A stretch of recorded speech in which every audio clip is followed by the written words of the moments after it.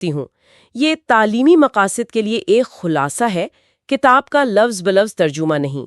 چونکہ یہ اے آئی سے تیار کردہ آڈیو ہے، آپ کو چھوٹی گرامر یا تلفظ کی غلطیاں نظر آ سکتی ہیں، اور بعض اوقات جنس تقریر کا مسئلہ بھی ہو سکتا ہے، یعنی مذکر الفاظ مؤنث شکل میں پڑھے جا سکتے ہیں۔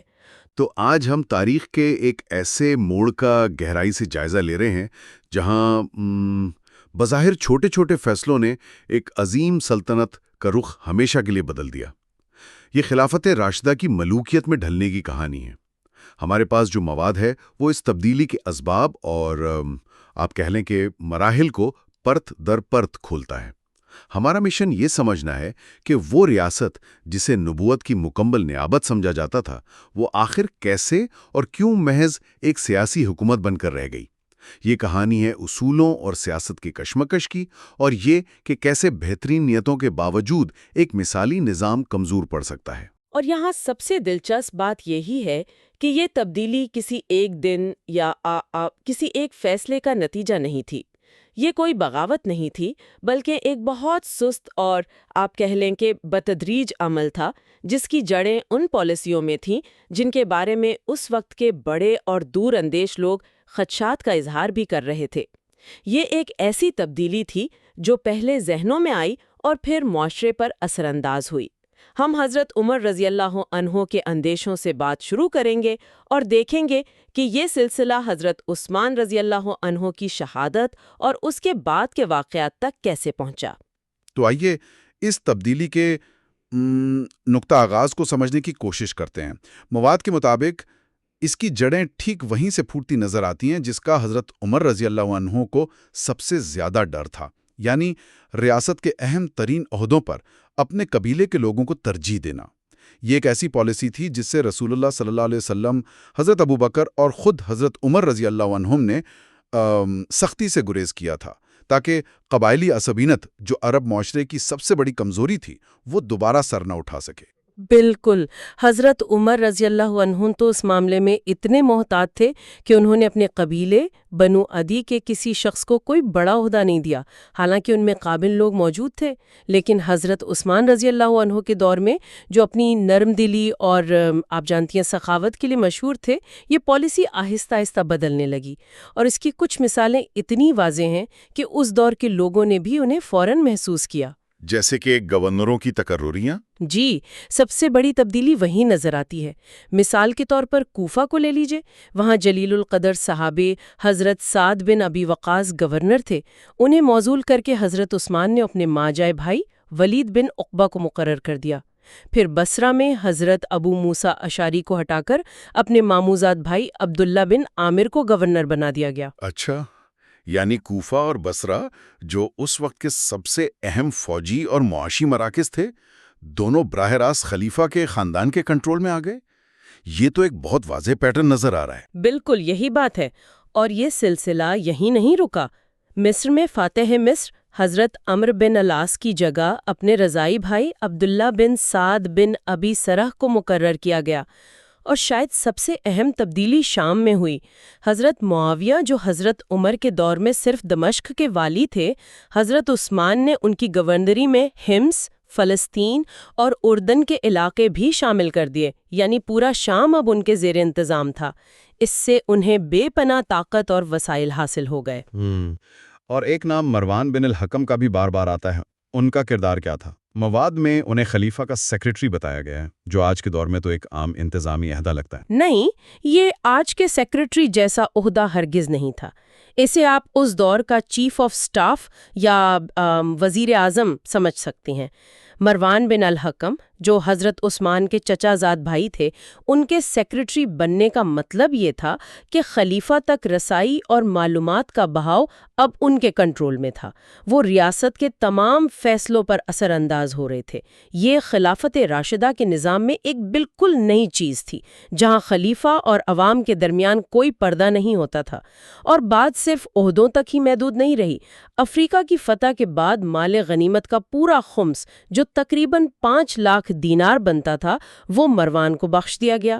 اس واقعے کا ذکر ابن اسیر اور ابن خلدون جیسے بڑے مورخین نے بھی کیا ہے۔ ظاہر ہے کہ اتنی بڑی تبدیلیوں پر رد عمل تو آیا ہوگا، خاص طور پر وہ بزرگ صحابہ جنہوں نے پہلے 3 خلفاء کا دور دیکھا تھا، وہ اسے کیسے دیکھ رہے تھے؟ ان کے احساسات کی بہترین عکاسی حضرت سعد بن ابی وقاص کے اس جملے سے ہوتی ہے جو مواد میں نقل کیا گیا ہے۔ جب ولید بن عقبہ کوفہ کی گورنری کا پروانہ لے کر ان کے پاس پہنچے تو حضرت سعد نے انہیں دیکھ کر کہا، میں نہیں جانتی کہ ہمارے بعد تم لوگ زیادہ سمجھدار ہو گئے ہو یا ہم زیادہ بے وقوف ہو گئے ہیں، لیکن میں سمجھتی ہوں واقعی تم لوگ اسے بادشاہی بنا کر چھوڑو گے۔ یہ جملہ اس وقت کی پوری کیفیت کو بیان کر دیتا ہے۔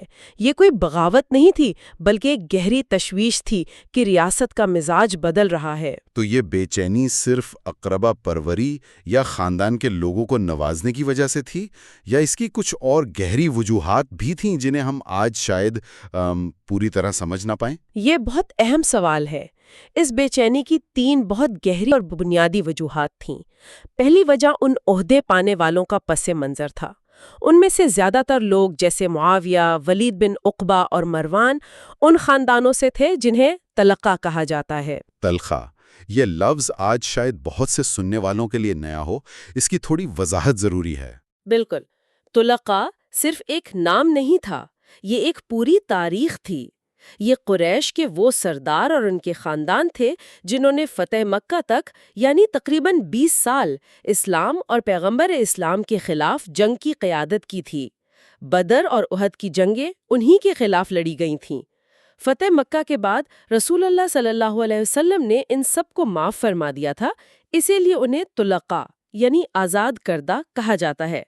اب جب ان لوگوں کو ان صحابہ پر ترجیح دی جانے لگی جنہوں نے اسلام کے لیے اپنا سب کچھ قربان کر دیا تھا، جنہوں نے ان جنگوں میں اپنے باپ، بھائی اور بیٹے کھوئے تھے، تو یہ ایک بہت گہرا نفسیاتی زخم تھا۔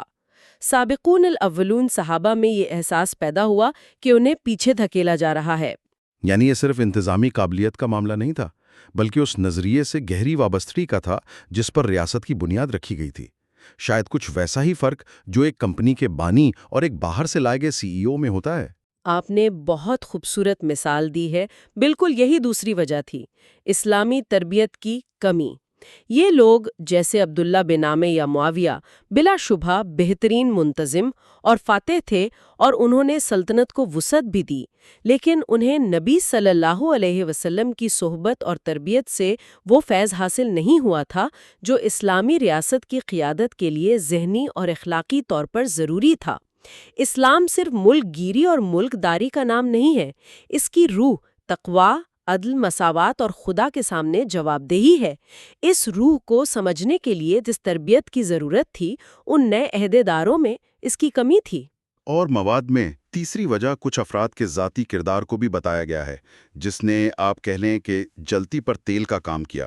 جی، اور یہ شاید سب سے زیادہ اشتعال انگیز وجہ تھی، خاص طور پر 2 افراد کا کردار، مروان بن الحکم اور ولید بن عقبہ۔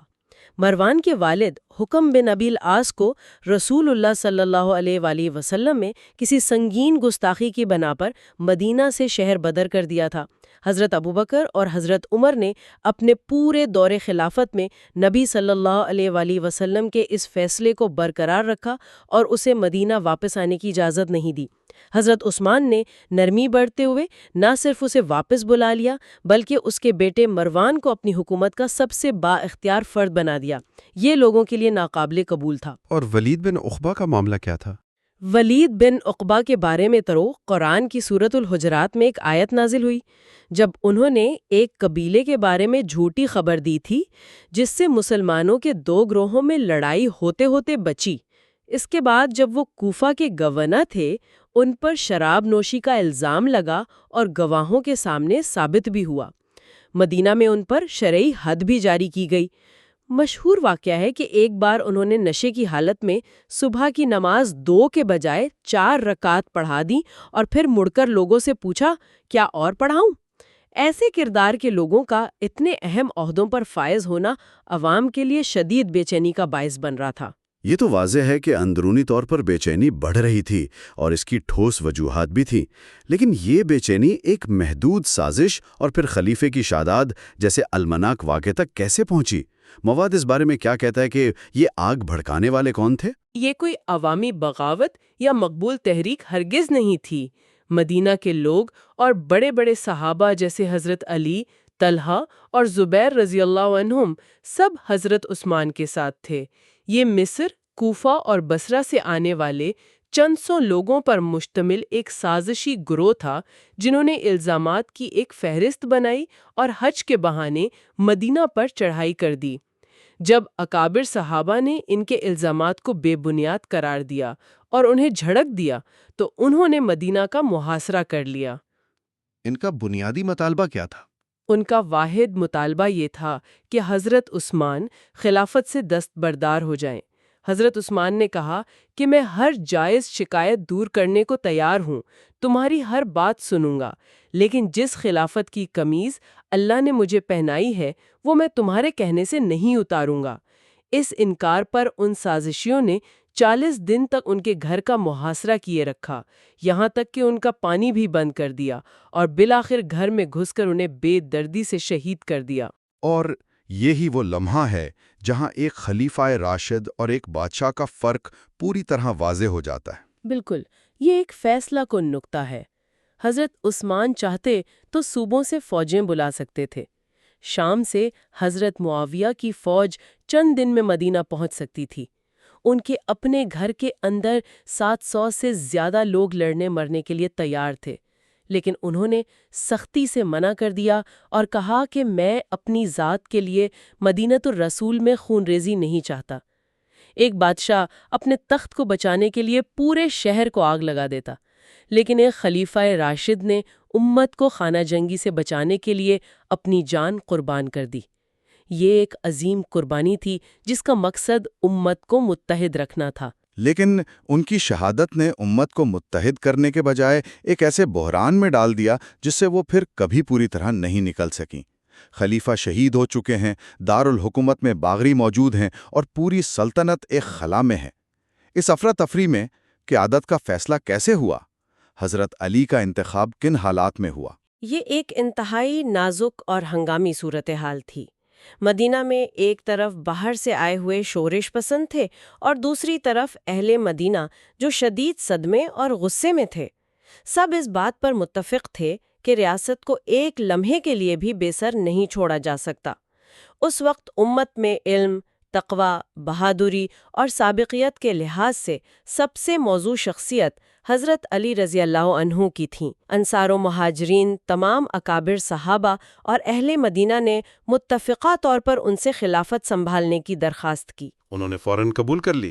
نہیں، انہوں نے پہلے انکار کیا کیونکہ حالات بہت خراب تھے، لیکن جب لوگوں کا اصرار بہت بڑھ گیا تو انہوں نے اس شرط پر قبول کیا کہ بیعت خفیہ طور پر نہیں بلکہ کھلے عام مسجد نبوی میں ہوگی تاکہ کسی قسم کا شبہ باقی نہ رہے۔ چنانچہ ایسا ہی ہوا اور شام کے علاوہ تمام اسلامی مملکت نے ان کی خلافت کو تسلیم کر لیا۔ یہ انتخاب خلافت راشدہ کے اصولوں کے عین مطابق جمہوری اور شفاف تھا۔ ایک آئینی اور جمہوری طریقے سے خلیفہ منتخب ہو گئے، لیکن اس کے باوجود نظام دوبارہ مستحکم نہ ہو سکا۔ مواد کے مطابق اس کی کیا وجوہات تھیں؟ اس کی 3 بڑی وجوہات تھیں۔ پہلی اور سب سے فوری وجہ قاتلین عثمان کی مدینہ میں موجودگی تھی۔ یہ سازشی گروہ اتنا طاقتور ہو چکا تھا کہ وہ خلیفہ کے انتخاب کے عمل میں بھی شریک ہو گیا۔ اس سے ایک بہت بڑا فتنہ پیدا ہوا۔ یہاں ایک سوال پیدا ہوتا ہے، انہیں فوراً گرفتار کر کے سزا کیوں نہیں دی گئی؟ نئے خلیفہ کے لیے یہ پہلا قدم ہونا چاہیے تھا۔ عملی طور پر یہ ممکن نہیں تھا۔ یہ کوئی چند افراد نہیں تھے جنہیں پہچانا جا سکتا تھا، بلکہ ایک مسلح گروہ تھا جس کے پیچھے قبائلی حمایت بھی تھی۔ اس وقت ان کے خلاف کارروائی کرنے کا مطلب مدینہ میں ایک اور خانہ جنگی شروع کرنا تھا جس سے حضرت علی ہر قیمت پر بچنا چاہتے تھے۔ ان کی موجودگی نے حالات کو بے حد پیچیدہ کر دیا۔ اور دوسری وجہ؟ دوسری وجہ کچھ اکابر صحابہ کا بیعت سے الگ رہنا تھا۔ اگرچہ ان کی نیت فتنہ سے بچنا اور غیر جانبدار رہنا تھی، لیکن اس نازک وقت میں ان کے اس عمل نے امت کے اتحاد کو کمزور کیا اور لوگوں کے ذہنوں میں شکوک و شبہات پیدا کیے۔ اس وقت سب سے زیادہ ضرورت اس بات کی تھی کہ پوری امت نئے خلیفہ کے ہاتھ پر متحد ہو جائے۔ اور تیسری وجہ جو شاید سب سے بڑی وجہ بنی، وہ قصاص عثمان کا مطالبہ تھا۔ یہ مطالبہ دو مختلف گروہوں نے اٹھایا۔ جی، ایک طرف ام المومنین حضرت عائشہ، حضرت طلحہ اور حضرت زبیر رضی اللہ عنہم تھے، جن کا مقصد صرف اور صرف انصاف کا قیام تھا، اور دوسری طرف شام کے گورنر حضرت معاویہ تھے۔ لیکن یہاں سب سے اہم سوال یہ ہے کہ کیا ان کا یہ مطالبہ آئینی طور پر درست تھا؟ مواد اسے غیر آئینی قرار دیتا ہے۔ غیر آئینی کس لحاظ سے؟ انصاف کا مطالبہ تو ایک بنیادی حق ہے۔ انصاف کا مطالبہ بالکل حق تھا، لیکن اس کا طریقہ کار غلط تھا۔ یہ ایک باقاعدہ حکومت تھی، کوئی قبائلی نظام نہیں تھا جہاں ہر کوئی خود بدلہ لینے نکل پڑے۔ قصاص کا مطالبہ کرنا مقتول کے ورثاء کا حق تھا، اور اس کا فیصلہ ریاست کی عدالت کو کرنا تھا۔ حکومت سے انصاف کا مطالبہ کیا جا سکتا تھا، لیکن حکومت کو تسلیم ہی نہ کرنا اور خود ہتھیار اٹھا لینا یہ ریاست کے تصور کے خلاف تھا۔ حضرت عائشہ، طلحہ اور زبیر کی نیت پر کوئی شبہ نہیں کر سکتا، لیکن ان کے اس اقدام سے جنگ جمل جیسا افسوسناک واقعہ پیش آیا۔ اور حضرت معاویہ کا طرز عمل تو اس سے بھی زیادہ سنگین تھا۔ بالکل، ان کا طرز عمل کھلی بغاوت کے زمرے میں آتا ہے۔ انہوں نے شام کے گورنر کی حیثیت سے مرکزی حکومت کی اطاعت سے انکار کر دیا۔ انہوں نے یہ نہیں کہا کہ حضرت علی قاتلوں پر مقدمہ چلائیں، بلکہ مطالبہ کیا کہ قاتلوں کو ہمارے حوالے کیا جائے تاکہ ہم خود ان سے بدلہ لیں۔ یہ اسلامی ریاست کے آئین کو توڑ کر زمانہ جاہلیت کی قبائلی بد نظامی کی طرف واپسی تھی۔ معاویہ بن ابی سفیان کو ایک عام شہری کی حیثیت میں انصاف مانگنے کا پورا حق تھا، لیکن شام کے گورنر کی حیثیت سے انہیں مرکزی حکومت کے خلاف بغاوت کا کوئی حق نہیں تھا۔ تو اس انتہائی پیچیدہ صورتحال میں حضرت علی کا موقف کیا تھا؟ وہ ایک طرف انصاف کے مطالبے اور دوسری طرف ریاست کے استحکام کی ضرورت کے درمیان پھنس گئے تھے۔ مواد میں قاضی ابوبکر ابن العربی کے حوالے سے حضرت علی کے موقف کو آئینی اور شرعی طور پر بالکل درست قرار دیا گیا ہے۔ ان کا کہنا تھا کہ پہلے بیت میں داخل ہو کر حکومت کو مستحکم ہونے دو، امت کو ایک مرکز پر جمع ہو جانے دو، پھر حق کا مطالبہ کرو، وہ پورا کیا جائے گا۔ ان کی پہلی ترجیح ریاست پر کنٹرول حاصل کرنا اور اس فتنے کو فروغ کرنا تھا جو قاتلین کی موجودگی کی وجہ سے اٹھا تھا۔ ایک بار جب ریاست مستحکم ہو جاتی تبھی مجرموں کے خلاف باقاعدہ عدالتی کارروائی ممکن تھی۔ اگر وہ اس افراتفری میں قاتلوں سے بدلہ لینے کی کوشش کرتی تو ایک نیا اور شاید اس سے بھی بڑا فتنہ کھڑا ہو جاتا۔ تو یہ تمام واقعات ہمیں دکھاتے ہیں کہ کس طرح اقربا پروری کی پالیسیوں، چند افراد کے متنازع کردار، آئینی حدود سے تجاوز اور پھر انصاف کے مطالبے اور ریاستی استحکام کے درمیان پیدا ہونے والی کشمکش نے خلافت راشدہ کے نظام میں ایک ایسا شگاف ڈالا جو وقت کے ساتھ ساتھ بڑھتا گیا اور بالآخر ملوکیت پر ختم ہوا۔ بالکل، اور یہ اپنے پیچھے کچھ بہت گہرے سوالات چھوڑ جاتا ہے جن پر آج بھی غور کرنے کی ضرورت ہے۔ کسی بھی ریاست کے لیے انصاف کے فوری، جذباتی مطالبے اور استحکام کی ٹھوس ضرورت میں توازن قائم کرنا کتنا مشکل ہوتا ہے۔ اصول پرستی کب سیاسی کمزوری بن سکتی ہے، اور ذاتی وفاداریاں اور سیاسی عزائم آئینی نظام کی حدود کو کیسے دھندلا دیتے ہیں؟ یہ وہ سوالات ہیں جو آج بھی اتنے ہی اہم ہیں جتنے 1400 سال پہلے تھے۔ آج ہم اسلامی تاریخ کے ایک ایسے موڑ پر بات کر رہے ہیں جو انتہائی حساس بھی ہے اور بہت فیصلہ کن بھی۔ جی، ایک ایسا وقت جب اسلامی حکومت کا وہ نظام جسے ہم خلافت کہتے ہیں وہ کیسے اور کیوں بادشاہت میں بدل گیا۔ بالکل۔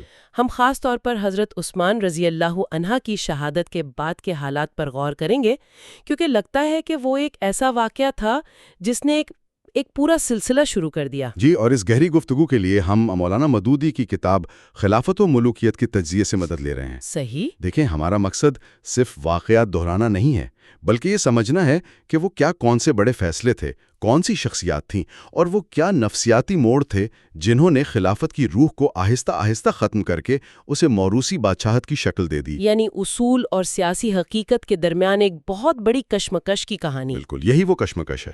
تو یہ کشمکش شروع ہوتی ہے ایک بہت ہی پراشوب منظر سے۔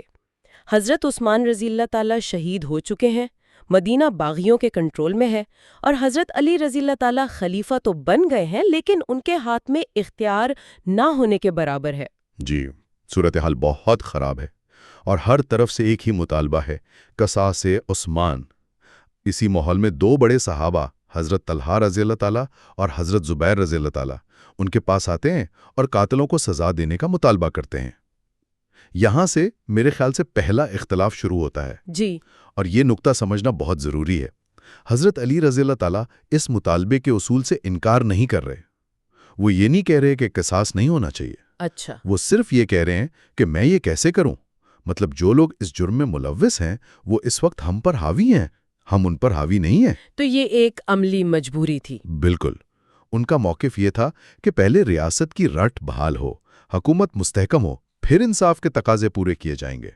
تو یہ اصول کا نہیں بلکہ حکمت عملی اور وقت کا اختلاف تھا۔ یعنی ایک طرف فوری انصاف کا جذباتی اور اصولی مطالبہ تھا اور دوسری طرف ایک حکمران کی عملی مجبوریاں۔ لیکن کیا معاملہ صرف اتنا سیدھا تھا؟ کتاب میں کچھ ایسے کرداروں کا بھی ذکر ہے جو اس آگ کو بجھانے کے بجائے بھڑکا رہے تھے۔ مروان بن حکم کا نام خاص طور پر آتا ہے۔ ہاں، یہ اس کہانی کا ایک بہت ہی اہم اور کہہ لیں کہ ایک تاریک پہلو ہے۔ ماخذ کے مطابق مروان جیسے لوگ اس اختلاف کو اپنے فائدے کے لیے استعمال کر رہے تھے۔ ان کا ایک قول نقل کیا گیا ہے کہ ہم طلحہ، زبیر اور علی کو آپس میں لڑنے دیں گے۔ ہاں، عجیب بات ہے۔ ان میں سے جو بھی جیتے گا وہ اتنا کمزور ہو جائے گا کہ ہم اس پر آسانی سے قابو پا لیں گے۔ یہ سوچ ظاہر کرتی ہے کہ کچھ عناصر کے لیے یہ انصاف کا معاملہ نہیں تھا بلکہ خالصتاً طاقت کے حصول کا ایک موقع تھا۔ اور وہ اس میں کامیاب بھی ہوئے، جو ہمیں جنگ جمل کی طرف لے جاتا ہے۔ اس جنگ کا سب سے بڑا المیہ کیا تھا؟ اس کا سب سے بڑا المیہ یہ تھا کہ یہ جنگ شاید کبھی ہوتی ہی نہیں۔ کتاب بتاتی ہے کہ دونوں لشکروں کے درمیان صلح کی بات چیت تقریباً کامیاب ہو چکی تھی۔ اچھا، جی، حضرت علی رضی اللہ تعالیٰ عنہ اور دوسری طرف حضرت عائشہ رضی اللہ تعالیٰ عنہ، طلحہ اور زبیر رضی اللہ تعالیٰ عنہ، سب اس بات پر متفق ہو رہے تھے کہ افہام و تفہیم سے معاملہ حل کیا جائے۔ تو پھر جنگ ہوئی کیسے؟ وہی تخریب کار عناصر جن کا ہم نے ذکر کیا وہ دونوں لشکروں میں موجود تھے۔ انہوں نے رات کے اندھیرے میں ایک دوسرے پر حملہ کر کے جنگ شروع کروا دی۔ صبح جب آنکھ کھلی تو تلواریں چل رہی تھیں اور پھر اس آگ کو روکنا کسی کے بس میں نہیں رہا۔ یہ تو بہت ہی افسوسناک ہے۔ لیکن جنگ کے بعد جو ہوا وہ حضرت علی رضی اللہ تعالی عنہ کی شخصیت اور خلافت کے تصور کے بارے میں بہت کچھ بتاتا ہے۔ جی بالکل، یہاں خلافت اور بادشاہت کا فرق پہلی بار کھل کر سامنے آتا ہے۔ کیسے؟ جنگ جیتنے کے بعد حضرت علی رضی اللہ تعالیٰ عنہ نے ایک فاتح بادشاہ کی طرح سلوک نہیں کیا۔ انہوں نے واضح احکامات دیے، کسی بھاگنے والے کا پیچھا نہ کرنا، کسی زخمی کو قتل نہ کرنا، کسی کا مال نہ لوٹنا۔ اور یہی نہیں، انہوں نے ام المومنین حضرت عائشہ رضی اللہ کے ساتھ انتہائی احترام اور عزت کا سلوک کیا۔ ان کے بھائی محمد بن ابی بکر رضی اللہ کو ان کے ساتھ کیا اور ایک محفوظ قافلے میں انہیں مدینہ واپس بھجوایا۔ یعنی جنگ جیتنے کے باوجود وہ فاتح بادشاہ نہیں بلکہ ایک خلیفہ کی طرح برتاؤ کر رہے تھے۔ یہ فرق بہت اہم ہے۔ بہت اہم۔ تو عراق کا محاذ تو جیسے تیسے سنبھل گیا، لیکن اصل چیلنج تو شام میں تھا، جہاں صورتحال بالکل مختلف تھی۔ بالکل، شام ایک الگ ہی دنیا تھی۔ وہاں حضرت معاویہ رضی اللہ کو گورنر کے طور پر کام کرتے ہوئے تقریباً 17-18 سال ہو چکے تھے۔ اچھا، ایک طویل عرصہ۔ جی، وہ صوبہ ایک منظم ریاست کی شکل اختیار کر چکا تھا جس پر ان کی گرفت بہت مضبوط تھی۔ انہوں نے مرکز یعنی حضرت علی رضی اللہ کی خلافت کو تسلیم کرنے سے انکار کر دیا۔ اور اس انکار کی کوئی وجہ بھی تو دی ہوگی؟ جی، اس انکار کی علامت بنائی گئی حضرت عثمان رضی اللہ کی خون آلود قمیض اور ان کی اہلیہ حضرت نائلہ رضی اللہ کی کٹی ہوئی انگلیاں۔ اوہ، یہ وہی واقعہ ہے کہ انہیں دمشق کی جامع مسجد میں ممبر پر لٹکا دیا گیا تھا۔ جی بالکل، تاکہ لوگوں کے جذبات بھڑکائے جا سکیں۔ تو یہ صرف انصاف کا مطالبہ نہیں تھا، یہ ایک بہت طاقتور سیاسی چال بھی تھی۔ عوام کو اپنے ساتھ ملانے کا ایک طریقہ۔ اسی محاذ آرائی کا نتیجہ پھر جنگ صفین کی صورت میں نکلا۔ اس جنگ میں ایک ایسا واقعہ پیش آیا جس نے بہت سے لوگوں کے لیے حق اور باطل کا فیصلہ تقریباً واضح کر دیا تھا۔ میرا اشارہ حضرت عمار بن یاسر رضی اللہ تعالیٰ کی شہادت کی طرف ہے۔ وہ ایک بہت ہی فیصلہ کن لمحہ تھا۔ اس کی کیا اہمیت تھی؟ اس کی اہمیت اس لیے بہت زیادہ تھی کیونکہ حضرت عمار بن یاسر رضی اللہ تعالیٰ کے بارے میں نبی اکرم صلی اللہ علیہ وآلہ وسلم کی ایک حدیث بہت مشہور تھی اور صحابہ کی بڑی تعداد اسے جانتی تھی۔ کیا حدیث تھی وہ؟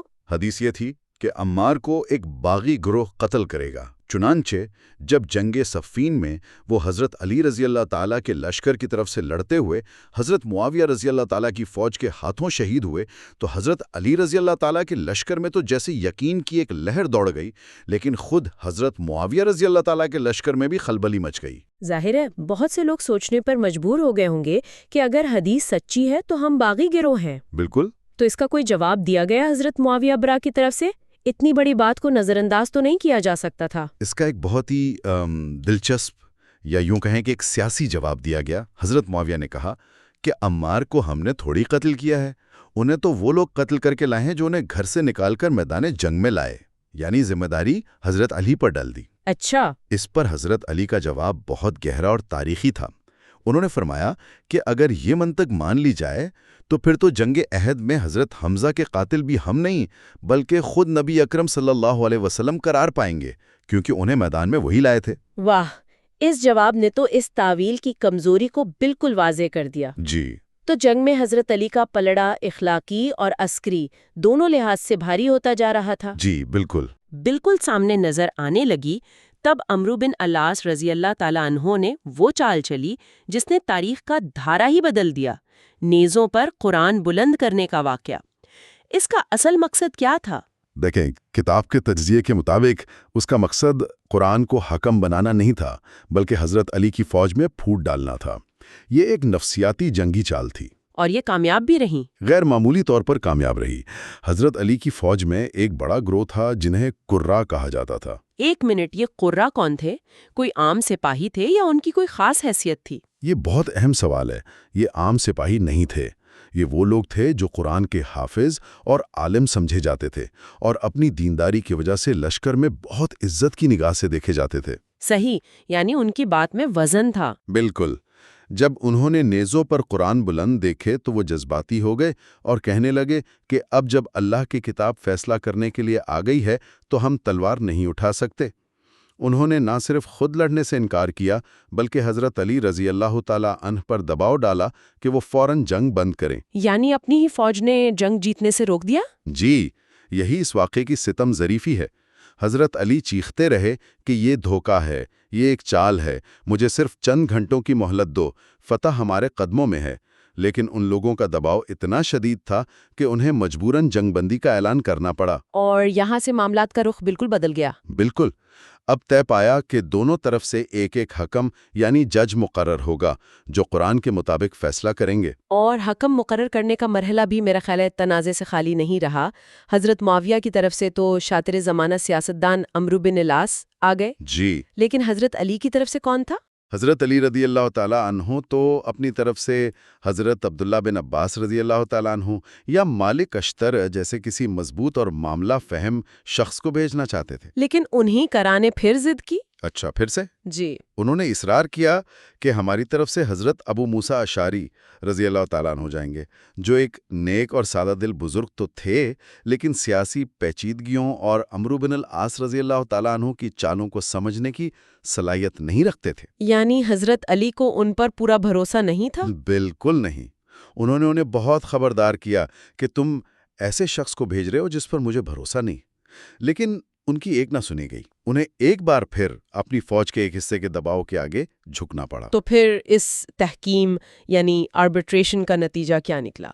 ظاہر ہے جب ایک طرف ایک انتہائی ذہین سیاستدان ہو اور دوسری طرف ایک سادہ دل انسان۔ نتیجہ انتہائی ڈراماٹی اور تواکن تھا۔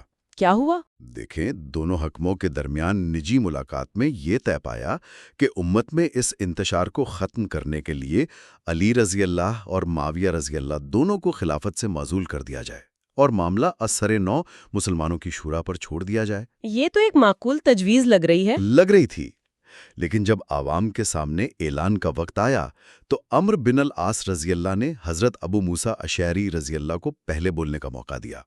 ابو موسیٰ اشعری رضی اللہ نے اپنی سادگی میں کھڑے ہو کر اعلان کیا، میں علی رضی اللہ کو خلافت سے ایسے ہی معزول کرتا ہوں جیسے میں اپنی انگلی سے یہ انگوٹھی اتارتا ہوں۔ اور اس کے بعد عمرو بن العاص رضی اللہ نے کیا کیا؟ ان کے بعد عمرو بن العاص کھڑے ہوئے اور کہا، ابو موسیٰ نے اپنے ساتھی کو معزول کر دیا، میں بھی ان کی طرح علی کو معزول کرتا ہوں، لیکن جہاں تک میرے ساتھی معاویہ کا تعلق ہے تو میں انہیں اس منصب پر اسی طرح برقرار رکھتا ہوں جیسے میں اپنی انگلی میں یہ انگوٹھی پہنتا ہوں۔ یہ تو ایک کھلی عہد شکنی اور دھوکہ تھا۔ جی بالکل، اس نے حضرت علی رضی اللہ تعالی عنہ کی سیاسی پوزیشن کو شدید نقصان پہنچایا، ان کی فوج میں مزید پھوٹ پڑ گئی اور خوارج کا فتنہ پیدا ہو گیا، جبکہ دوسری طرف حضرت معاویہ کو شام میں خلیفہ کے طور پر تسلیم کر لیا گیا۔ یہ تو ایک بہت بڑا ذاتی اور سیاسی دھچکا تھا۔ کیا یہ وہ لمحہ تھا جہاں اصولوں پر مبنی سیاست کو کھلے عام دھوکے بازی نے شکست دی؟ کیا یہاں سے واپسی کا راستہ بند ہو گیا تھا؟ کتاب کے تجزیے کے مطابق یہ یقینی طور پر ایک فیصلہ کن موڑ تھا۔ اس واقعے نے یہ ثابت کر دیا کہ اب اسلامی سیاست میں اصولوں کے ساتھ ساتھ طاقت، چال اور سیاسی حکمت عملی کا کردار بہت بڑھ گیا ہے۔ صحیح۔ اس کے بعد حضرت علی کی شہادت اور پھر حضرت حسن رضی اللہ تعالی عنہ کی دستبرداری کے بعد حضرت معاویہ کے لیے میدان پوری طرح صاف ہو گیا۔ جب حضرت معاویہ واحد حکمران بن گئے تو اس وقت کے بڑے لوگ اس تبدیلی کو کیسے دیکھ رہے تھے؟ کیا انہیں احساس تھا کہ اب نظام بدل رہا ہے؟ اس کا احساس بہت شدت سے تھا۔ ماخذ ایک بہت ہی معنی خیز واقعہ نقل کرتا ہے جب عشرہ مبشرہ میں سے ایک جلیل القدر صحابی حضرت سعد بن ابی وقاص رضی اللہ تعالیٰ عنہ حضرت معاویہ سے ملنے گئے تو انہوں نے روایتی طور پر السلام علیکم یا امیر المومنین نہیں کہا۔ تو انہوں نے کیا کہا؟ انہوں نے کہا، السلام علیکہ ایھا الملک، یعنی اے بادشاہ تجھ پر سلام ہو۔ یہ ایک بہت بڑی بات ہے۔ یہ ایک جملہ نہیں تھا، یہ ایک پورے دور کے خاتمے اور ایک نئے دور کے آغاز کا اعلان تھا۔ خود حضرت معاویہ نے بھی ایک موقع پر کہا تھا کہ انا اول الملوک، یعنی میں مسلمانوں میں پہلا بادشاہ ہوں۔ لیکن خود کو بادشاہ کہنا ایک بات ہے اور خلافت کے شورائے نظام کو مستقل طور پر موروثی بادشاہت میں بدل دینا ایک بالکل دوسری بات ہے۔ یہ آخری اور فیصلہ کن قدم کیسے اٹھایا گیا؟ یعنی اپنے بیٹے یزید کو ولی عہد نامزد کرنا۔ اس قدم نے اسلامی طرز حکومت کی بنیاد یعنی شورا کے اصول کو ہمیشہ کے لیے ختم کر دیا، اور کتاب کے مطابق اس کی ابتدا بھی ذاتی مفاد سے ہوئی۔ کیسے؟ کوفہ کے گورنر حضرت مغیرہ بن شعبہ رضی اللہ تعالی عنہ کو ڈر تھا کہ انہیں معزول کر دیا جائے گا۔ وہ حضرت معاویہ کے پاس گئے اور انہیں خوش کرنے کے لیے مشورہ دیا کہ آپ اپنے بعد اپنے بیٹے یزید کو ولی عہد نامزد کر دیں۔ حضرت معاویہ کو یہ تجویز پسند آئی اور انہوں نے اس پر کام شروع کر دیا۔ تو کیا اس فیصلے کو آسانی سے قبول کر لیا گیا، خاص طور پر حجاز میں جہاں بڑے بڑے صحابہ موجود تھے؟ نہیں، بالکل نہیں۔ اس کی شدید ترین مخالفت وہیں سے ہوئی۔ حضرت حسین بن علی رضی اللہ تعالی عنہ، حضرت عبداللہ بن زبیر رضی اللہ تعالی عنہ، حضرت عبداللہ بن عمر رضی اللہ تعالی عنہ اور حضرت عبد الرحمن بن ابی بکر رضی اللہ تعالی عنہ جیسی شخصیات نے اسے سختی سے مسترد کر دیا۔ ان کا موقف کیا تھا؟ انہوں نے کہا کہ یہ کیسر و کسریٰ کی سنت ہے، اسلام کی نہیں۔ اسلام میں حکومت باپ کے بعد بیٹے کو وراثت میں نہیں ملتی۔ بیعت لینے کے لیے لالچ، دباؤ، خوف ہر حربہ استعمال کیا گیا۔ اور پھر وہ واقعہ آتا ہے جو شاید اس پوری تبدیلی کی سب سے خوفناک علامت ہے، تلوار کے سائے میں بیعت۔ کتاب میں اس کی جو تفصیلات ہیں وہ تو رونگٹے کھڑے کر دیتی ہیں۔ جی، ماخذ بتاتا ہے کہ جب حضرت معاویہ حج کے لیے مکہ گئے تو انہوں نے ان چاروں بڑی شخصیات کو مسجد میں بلایا۔ انہوں نے پہلے سے اپنے مسلح محافظوں کو حکم دے رکھا تھا کہ ان میں سے ہر ایک کے پیچھے 2 آدمی کھڑے ہو جائیں۔ اچھا۔ اور جب میں بات کروں تو اگر کوئی بھی شخص میری بات کی تصدیق یا تردید میں ایک لفظ بھی بولے تو وہیں اس کا سر قلم کر دیا جائے۔ یعنی مکمل خاموشی۔ جی، اس خوفناک خاموشی کے ماحول میں انہوں نے باہر عام لوگوں کے مجمع سے خطاب کیا اور کہا کہ یہ بزرگ شخصیات بھی یزید کی بیعت پر راضی ہیں اور انہوں نے بیعت کر لی ہے۔ اندر تلوار کے سائے میں خاموش بیٹھے لوگوں کی طرف سے کوئی تردید نہ آ سکی اور باہر موجود عوام نے یہ دیکھ کر بیعت کر لی۔ یہ واقعہ خلافت کے تابوت میں آخری کیل ثابت ہوا۔ یہ سوچ کر بھی عجیب لگتا ہے۔ تو ان تمام واقعات کو اگر ہم جوڑ کر دیکھیں تو خلاصہ کیا ہے؟ ہم نے انصاف کے مطالبے پر ایک اصولی اختلاف سے شروع ہونے والے سفر کو دیکھا، جو خانہ جنگی، سیاسی چالوں، عہد شکنی اور بالآخر موروثی بادشاہت کے قیام پر ختم ہوا۔ بالکل، کتاب اسے صرف اقتدار کی جنگ کے طور پر نہیں دیکھتی، بلکہ دو نظریات کے تصادم کے طور پر پیش کرتی ہے۔ ایک طرف تقوی، مشاورت اور اہلیت پر مبنی خلافت کا اسلامی نظریہ تھا، اور دوسری طرف طاقت، وراثت اور ذاتی حکمرانی پر مبنی بادشاہت کا کیسری و کسرائی ماڈل تھا۔ صحیح۔ ماخذ صحابہ کرام کے احترام کو پوری طرح ملحوظ رکھتا ہے، ان کی نیتوں پر شک نہیں کرتا، لیکن ان کے ان سیاسی فیصلوں کو جن کے دور رس منفی اثرات مرتب ہوئے، انہیں اجتہادی غلطی کہنے سے گریز نہیں کرتا۔ ان واقعات نے ایک ایسی مثال قائم کر دی جس نے امت کا راستہ ہی بدل دیا۔ تو ہمارے سننے والوں کے لیے آج سوچنے کا سوال یہ ہے کہ اگر تاریخ کے اس فیصلہ کن موڑ پر وراثت کے اصول پر مشاورت اور اہلیت کا اصول غالب آ جاتا، تو عالم اسلام کی سیاسی تاریخ اور شاید اس کا مقدر آج کتنا مختلف ہو سکتا تھا۔